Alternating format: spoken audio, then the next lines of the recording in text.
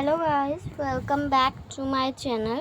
ये कहानी का लास्ट पार्ट होने वाला है, तो आपको जैसा भी लगे मुझे ज़रूर कमेंट में बताइएगा और वीडियो को लाइक कर दीजिएगा, क्योंकि लास्ट पार्ट होने वाला है, इसलिए मैं शुरू में ही बोल रही हूँ। तो कहानी की स्टार्टिंग करते हैं। कहानी की स्टार्टिंग वहीं से होती है जब विंग की आँखें खुलती है, तो वो कहीं होता है जहाँ उसके हाथ पैर बंधे होते हैं और उसे जितना दिख रहा होता है इस हिसाब से वो किसी बग्गी के अंदर और बग्गी चल रही है, पर विंग को ज़्यादा होश नहीं होता। उसके आगे सब धुंधला धुंधला होता है। जैसे विंग अपनी आंखें खोलने की कोशिश करता है, वह दोबारा से बेहोश हो जाता है। यहाँ से सीन शिफ्ट होता है और राजमहल का दिखाया जाता है, जहाँ उसकी दोस्त को भी काफ़ी ज़्यादा टेंशन हो गई होती है कि विंग ऐसा कहाँ चला गया जो वो अब तक नहीं आया, इसलिए वो भी पैनिक हो गई होती है। तभी अपने बाकी के सारे काम निपटाकर लैंजन वहाँ आता है और जब कमरे को सजा देखता है तो काफ़ी ज़्यादा खुश हो जाता है, क्योंकि उसे पता है कि ये सब और कोई नहीं, विंग ही कर सकता है, जो उसके इतने सिंपल सादे कमरे को इतना ज़्यादा सजा दे। वैसे भी जब से विंग इस रूम में आया है कुछ ना कुछ अतरंगी होता ही रहता है इस रूम के साथ, पर विंग अपनी हरकतों से बाज नहीं आता। कभी कुछ चेंज कर देता है तो कभी कुछ चेंज कर देता है, और उसका कमरा इसी वजह से ब्यूटीफुल भी लगता है और कभी कभी अजीब भी। पर लैंजन इस बात से कभी भी शिकायत नहीं करता, बल्कि वो हर चीज़ को देख के स्माइल करता है, क्योंकि वो चीज़ विंग ने की है, इसलिए उसे कभी भी बुरी नहीं लग सकती। वो उसकी हर चीज़ की तारीफ़ करता है, इसलिए लैंजन पूरे कमरे को देख के स्माइल कर रहा होता है और वह विंग को आवाज़ देते हुए कहता है, विंग बाहर भी आ जाओ, छुपने की ज़रूरत नहीं है। लैंजन के काफ़ी बार आवाज़ देने पे भी जब विंग नहीं आता, तब लैंजन विंग की दोस्त से कहता है, विंग से कहो कि बाहर आ जाए। मुझे सरप्राइज़ अच्छा लगा और मैंने अच्छे से देख लिया है, ठीक है, बहुत अच्छा सरप्राइज़ है, उससे कहो बाहर आए। तब वह लड़की डरती हुई कहती है, महाराज वो कमरे में नहीं है। तब लैंजन कहता है, हाँ कमरे में नहीं है? कमरे में नहीं है तो फिर कहाँ है? कहीं गया है क्या? तब वह लड़की कहती है, मुझे नहीं पता, मैं उन्हें कमरे में ही छोड़ के गई थी और वो कमरा ही सजा रहे थे, पर जब मैं आई तो वो कमरे में नहीं थे, तो मुझे लगा वो कुछ लेने गए होंगे, पर बहुत देर हो गई वो आए नहीं। तब लैंजन गुस्से में कहता है, बहुत देर हो गई वो आया नहीं तो तुम्हें बताना ज़रूरी नहीं है? मैं यहाँ खड़ा हूँ, इतनी देर से तमाशा देख रही हो? तब वह लड़की कहती है, महाराज सच में मैं डरी हुई हूँ, अभी भी मुझे समझ नहीं आ रहा था आपको कैसे बताऊँ। देखिए मुझे नहीं पता वो कहाँ है, मेरी गलती है, मुझे उन्हें अकेला छोड़ के नहीं जाना चाहिए था। तब लैंजन कहता है, तुम्हें कितनी देर के लिए उसे अकेला छोड़ के गई थी तुम? तब वह लड़की कहती है, मैं बस गुलाब की मोमबत्तियाँ लेने गई थी, ज़्यादा नहीं, यहाँ से 20 मिनट की दूरी पे होगा वो स्थान, इतनी देर में मैं वापस आ गई थी।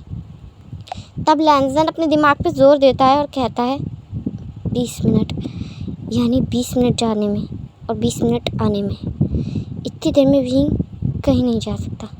अगर वो महल में होता तो अब तक मुझे पता होता।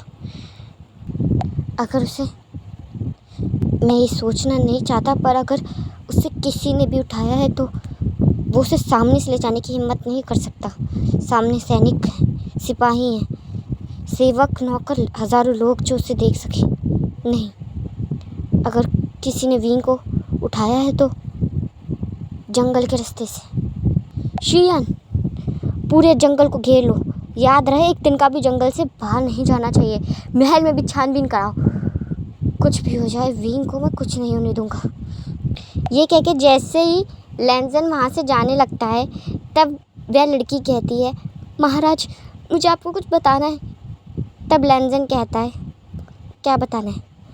तब वह लड़की कहती है, ये बात वैसे तो आपको विंग को ही बतानी चाहिए थी, पर मुझे लगता है मैं और कुछ नहीं छुपा सकती और मैं डेट भी नहीं कर सकती। वो प्रेग्नेंट है।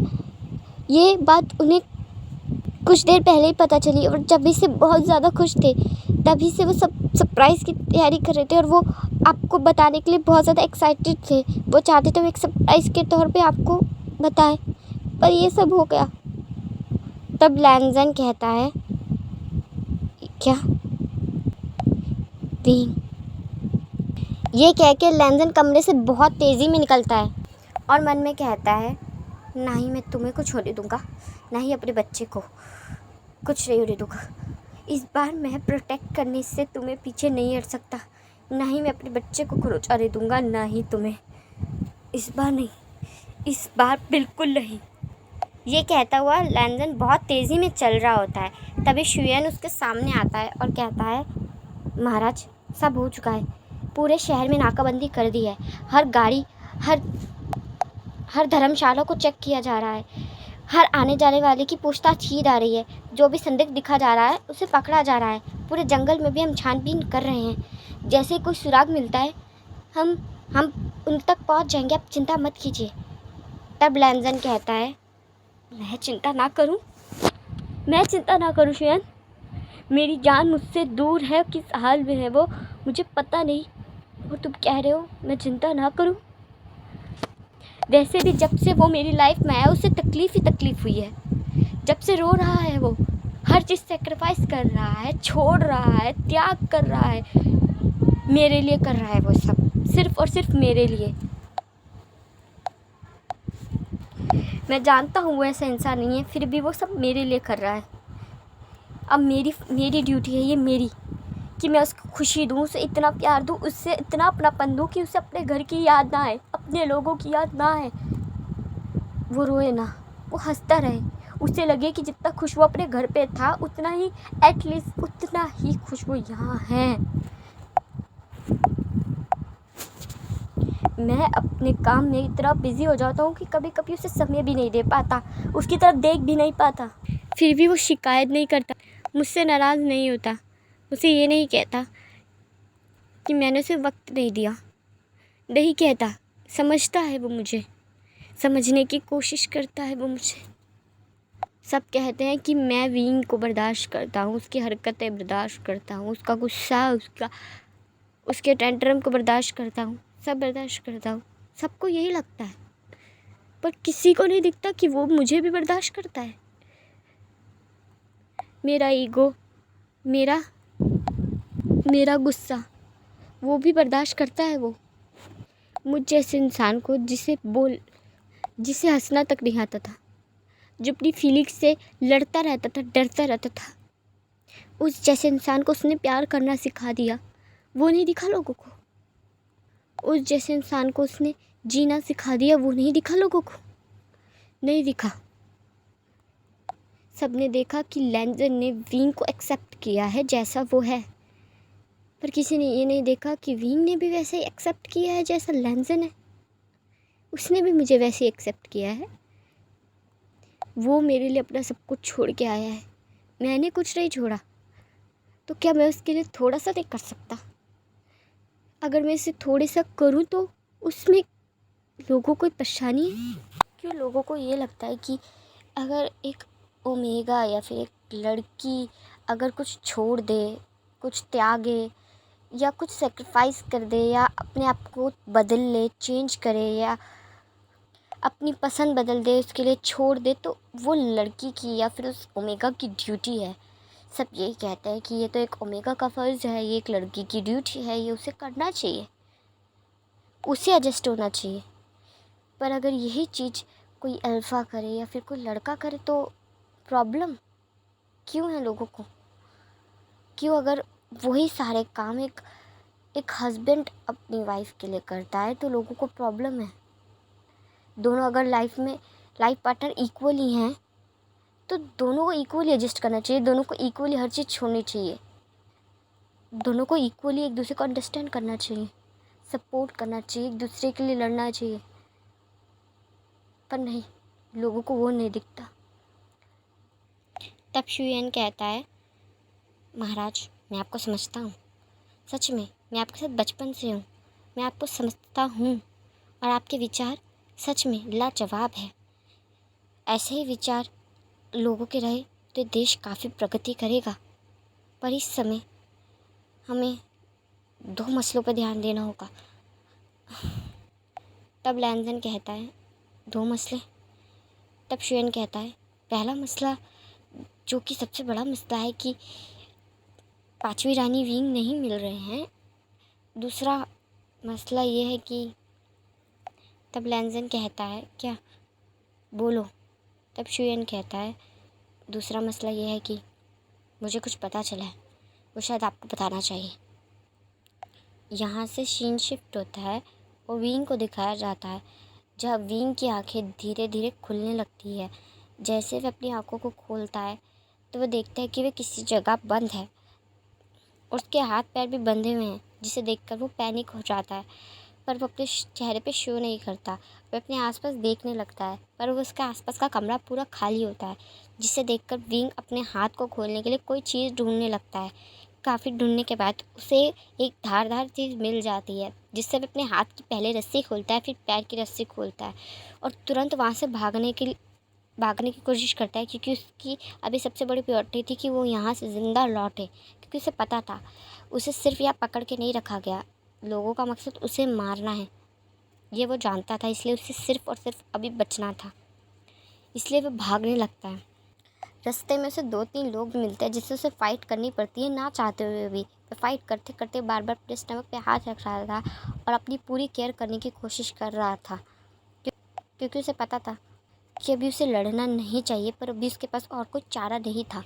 बचने के लिए उसे ये करना ही था। लड़ते लड़ते वह काफ़ी ज़्यादा थक जाता है और काफ़ी ज़्यादा दूर तक भी आ जाता है, पर अब उसके अंदर और हिम्मत नहीं बची थी कि वो आगे लड़ सके या फिर भाग सके। विंग को काफ़ी ज़्यादा चोट लगी थी और खून भी बह रहा था, उसके पैर में, उसके हाथ में भी काफ़ी लगा था। वह अब ना लड़ पा रहा था, ना ही चल पा रहा था। इसलिए अपनी आंखें बंद करता है और मन में कहता है, वह अभी मरना नहीं चाहता, पर मैं और नहीं लड़ सकता, मैं जीना चाहता हूँ, मरना नहीं चाहता, प्लीज़ प्लीज़ प्लीज़। तभी विंग की तरफ कुछ लोग मारने के लिए बढ़ते हैं और मैं एक क्लिप डाल दूँगी, तो उससे आप समझ लीजिएगा कि वो कैसा सीन था, क्योंकि मुझे बेटर लगा कि वो क्लिप से आपको ज़्यादा अच्छे से समझ में आएगा। तो आप क्लिप देख लीजिएगा, जिससे आपको अच्छे से अंडरस्टैंड हो जाए। उसके बाद लैंजन विंग को महल में ले आता है। जब वह महल में लेके आता है तो ऑलरेडी शाही वैद्य अच्छे से उसका इंतज़ार कर रहे थे। लैंजन उसे बिस्तर पर लेटा देता है और शाही वैद्य लैंजन को बाहर भेज देते हैं, उसका पूरा इलाज करने लगते हैं। लैंजन बहुत ज़्यादा डरा हुआ था, पर शाही वैद्य बाहर आते हैं और बताते हैं कि अब वो खतरे से बाहर है और बेबी भी ठीक है, जिसे सुनकर लैंजन काफ़ी ज़्यादा खुश होता है और शांत भी हो जाता है। जब अंदर जाता है तो वह देखता है कि विंग अभी बेहोश है। वो विंग के माथे पे हाथ फेरता है, उसके एक सॉफ्ट किस करता है और शुयन को कहता है कि वो यहीं रहे और उसके पास से बिल्कुल ना हिले। यहाँ से सीन शिफ्ट होता है और बैंकिंग के रूम का दिखाया जाता है, जहाँ लैंजन गुस्से में पहुँचता है और कहता है, अगर आज विंग को या मेरे बच्चे को कुछ भी हो गया होता ना, तो मैं भूल जाता कि हम दोनों दोस्त भी थे, सच में। तब बैंकिंग कहती है, तुम्हें अभी भी उस वीक की परवाह मेरी नहीं। तब लैंजन कहता है, बस कर दो अपना पागलपन बैंकिंग। मैंने तुम्हें अपना अच्छा दोस्त माना था, अच्छा खास दोस्त। तुम मेरी पहली दोस्त थी, सच में। और तुमने मेरे प्यार को मारने की कोशिश की, मेरे प्यार को। कैसे? हम दोनों में एक खास रिश्ता था दोस्ती का। विंग के भी आने से पहले तुम्हें मुझ पे ज़रा सा भी भरोसा नहीं था कि हमारी दोस्ती कायम रहती।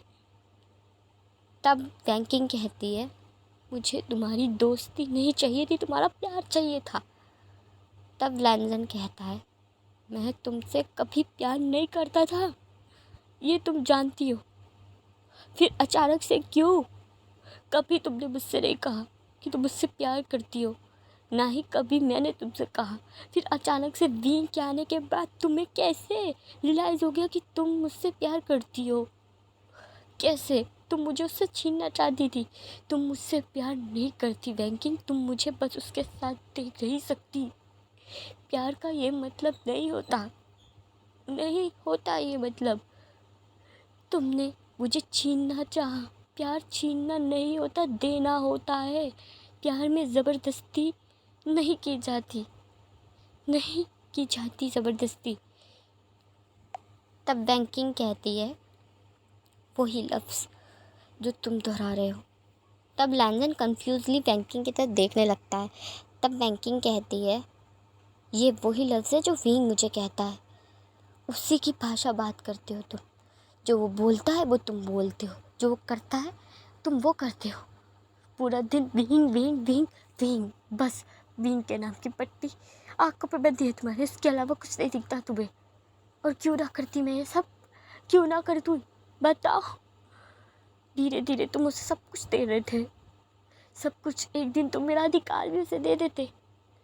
तब लैंजन कहता है तुम्हारा अधिकार तुम्हारा ही रहता, कभी नहीं देता, उसे कभी भी नहीं देता, क्योंकि विंग को कभी वो चाहिए भी न था और मैं ऐसा कभी करता भी नहीं। अपने दोस्त का अधिकार छीनकर अपने प्यार को देने वाला इंसान नहीं हूँ मैं। अच्छे से पता है मुझे तुम्हारी जगह मेरी ज़िंदगी में क्या थी, बहुत ख़ास, बहुत ज़्यादा ख़ास। बैंकिंग विंग के आने से भी पहले हम दोनों एक साथ थे, एक दूसरे को समझते थे, अच्छे दोस्त थे।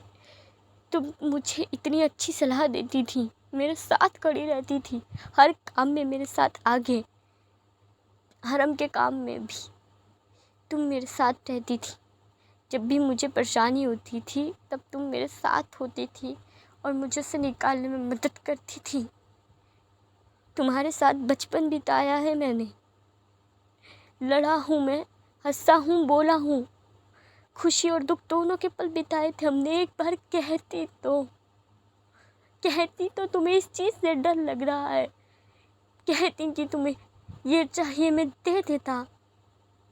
इसके लिए इतना सब करने की ज़रूरत थी? तुम्हें अंदाज़ा भी है मुझे कैसा लग रहा है अपने बचपन के दोस्त के हाथों धोखा खाकर? कैसा लग रहा है? नहीं पता, क्योंकि तुमने वो धोखा नहीं खाया, मैंने खाया है, इसलिए उसका स्वाद मुझे आ रहा है और पूरी ज़िंदगी आएगा। इतना बुरा लग रहा है कि मैंने तुम जैसा दोस्त चुना, तुम जैसा। छी, अफसोस हो रहा है मुझे उस दिन पे जब हम दोनों ने दोस्ती की थी। अफसोस हो रहा है उस दिन पे जब हम दोनों मिले, तुम मेरी ज़िंदगी में आई, क्योंकि जिस बैंकिंग से मैं मिला था वो ऐसी नहीं थी, वो इस तरह की नहीं थी। हाँ, वो तेज़ थी, बहादुर, दिमागदार, पर गिरी हुई नहीं थी। ऐसी नहीं थी कि वो ऐसी नीच हरकतें करे, ऐसी घटिया चालें चले, लोगों को मरवाना चाहे, ये सब हरकतें करे, बिल्कुल नहीं। मेरी बैंकिंग ऐसी नहीं थी। और ये जो सामने है, इस शख्स को मैं जानता नहीं। तो जब जानता नहीं तो कोई रिश्ता नहीं। तो आज से तुम्हारा और मेरा कोई रिश्ता नहीं बैंकिंग। तब बैंकिंग कहती है लैंजन। तब लैंजन कहता है बस कर दो, मैं तुम्हें कोई सज़ा नहीं दे रहा हूँ, शुक्र मानो, शुक्र मानो। इतने साल की दोस्ती की लाज रख रहा हूँ, ऊपर वाले का शुक्र मान लो, वरना तुम्हें तो मौत की सज़ा दे देनी चाहिए, पर नहीं दे रहा हूँ ना, इसलिए वापस अपने घर जाओ बैंकिंग। सुबह की रोशनी पड़ने से पहले ये महल छोड़ देना, वरना सुबह के उजाले में जाओगी तो अच्छा नहीं लगेगा। और याद रहे, जैसे तुम इस महल से निकलोगी, तुम इस महल की कुछ नहीं लगती, ना ही मेरी पत्नी, ना ही इस महल की रानी, और ना ही तुम्हारा संबंध किसी से रहेगा। जैसे ही ये कह के लैंजन जाने लगता है, तब बैंकिंग लैंजन का हाथ पकड़ लेती है और कहती है लैंजन मत करो, उसके लिए मुझे मत छोड़ो।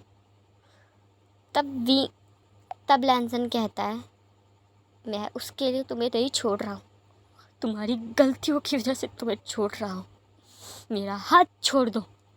ये कह के लैंजन वहाँ से चला जाता है। यहाँ से सीन शिफ्ट होता है और विंग को दिखाया जाता है, जिसकी आंखें धीरे धीरे खुलने लगती हैं। जैसे इसकी आंखें खुलती है तब वह सामने लैंजन को देखता है, जिसे देखकर उसे रिलीफ होता है। वह उठने की कोशिश करता है पर लैंजन उसे कंफर्टेबली बिठा देता है। जैसे वह उसे कंफर्टेबली बिठाता है तो विंग उससे देखने लगता है। तब लैंजन कहता है, मैं जानता हूँ मैं सुंदर हूँ, पर इसका मतलब ये थोड़ी तुम मुझे घूरोगे। तब विंग कहता है, मुझे लगा मैं आज मर जाऊँगा। तब लैंजन कहता है, विंग तब विंग कहता है, मैं सच कह रहा हूँ, मैं बस एक्सपीरियंस बता रहा हूँ। मुझे सच में लगा था मैं आज मर जाऊँगा और मैं कल सुबह नहीं देख पाऊँगा, तुम्हें नहीं देख पाऊँगा। मुझे तुम्हारे साथ ज़िंदगी बितानी है लैंजन। मैं तुम्हारे साथ बुढ़ापा देखना चाहता हूँ। मैं चाहता हूँ कि हम दोनों साथ में बूढ़े हों, साथ में लड़ें झगड़ें, पर साथ रहें। मैं सच में डर गया था। तब लैंजन कहता है, मैं हूँ ना सब ठीक करने के लिए, मेरे विंग के पास हमेशा। ये कह के लैंजन विंग को गले लगाता है। यहाँ से सीन शिफ्ट होता है और कुछ टाइम बाद का दिखाया जाता है, जहाँ लैंजन हम विंग का ध्यान बहुत ज़्यादा रखने लग गया था। लैंजन ही नहीं, फियाओ मिया सभी विंग का ध्यान बहुत ज़्यादा रखने लग गए थे। बारी बारी कोई ना कोई विंग के साथ रहता ही था, उसे अकेला नहीं छोड़ते थे। उसके खाने पीने का ध्यान, उसके वैद का ध्यान सब अच्छे से रखते थे। यहाँ तक कि उसका मूड भी ख़राब ना हो, इस बात का ध्यान भी सब अच्छे से रखते थे। धीरे धीरे करके टाइम बीतने लगता है और फाइनली वो दिन आ जाता है जिस दिन का सब इंतज़ार कर रहे थे। विंग अंदर कमरे में था और सब बाहर थे। सबके चेहरे पे टेंशन थी, सब नर्वस थे, पर अंदर से जैसे ही एक मीठी सी रोने की आवाज़ आती है, सबके चेहरे पे खुशी आ जाती है और सब बहुत ज़्यादा खुश हो जाते हैं और एक दूसरे को बधाई देने लगते हैं। कमरा खुलता है और वैद लैंजन को अंदर जाने की इजाज़त दे देते हैं। जैसे ही लैंजन अंदर जाता है तो पालने में अपने बच्चे को देखता है, जिसे देखकर लैंजन के चेहरे पे एक स्माइल आ जाती है। वह वैद से पूछता है तो वैद उन्हें बताते हैं कि उन्हें एक प्यारी सी लड़की हुई है, जिसे देखकर लैंजन बहुत ज़्यादा खुश होता है। उसके माथे पे एक सॉफ्ट किस करते हुए कहता है, मेरी नन्ही परी मेरी तरफ देखें, आपके पिताजी आपसे बहुत प्यार करते हैं। मैं कोशिश करूँगा कि एक अच्छा पिता बन सकूँ। मैं जानता हूँ मैं इस चीज़ में एक्सपीरियंस नहीं हूँ, मुझे बहुत कुछ सीखना पड़ेगा और मैं काफ़ी ज़्यादा गलतियाँ भी करूँगा, पर आप मुझे माफ़ कर देना और प्लीज़ अपने डैड से कभी नाराज़ मत होना, उनके साथ रहना। मैं आपको हर खुशी देना चाहता हूँ, अपने बच्चे के कदमों में दुनिया रख देना चाहता हूँ। मैं अपने बच्चे के साथ पूरी ज़िंदगी बिताना चाहता हूँ। तब एक टूटी हुई वॉइस सुनाई देती है, उससे तुम्हारी भाषा समझ में वैसे भी नहीं आ रही है और सच में उसके कदमों में दुनिया रखोगे, पहले मुझे उठाने में मदद करो। तब लैंजन कहता है, आई एम सॉरी, मैंने देखा नहीं। तब विंग कहता है, अभी तो वो इस दुनिया में आई है, अभी से मुझे इग्नोर कर रहे हो, खबरदार उसके चक्कर में तुमने मुझे इग्नोर किया, तुम्हें मार डालूंगा मैं। तब लैंजन कहता है, इतना गुस्सा क्यों कर रहे हो, मैं तो बस उसे देखने गया था। तब विंग कहता है, अच्छा नहीं लगेगा इस समय में तुम्हारे ऊपर कुशन कवर फेंक के मारूंगा तो। सच में बता रहा हूँ मैं तुम्हें, गुस्सा मत दिलाओ, अभी बहुत ज़्यादा पेन से निकला हूँ मैं। ऐसा ना सारी फ्रस्ट्रेशन मैं तुम पे निकाल दूँ, तो प्लीज़ मुझे पानी दो, चुपचाप यहाँ बैठे रहना, समझ में आई। तब लैंजन कहता है, ठीक है फाइन।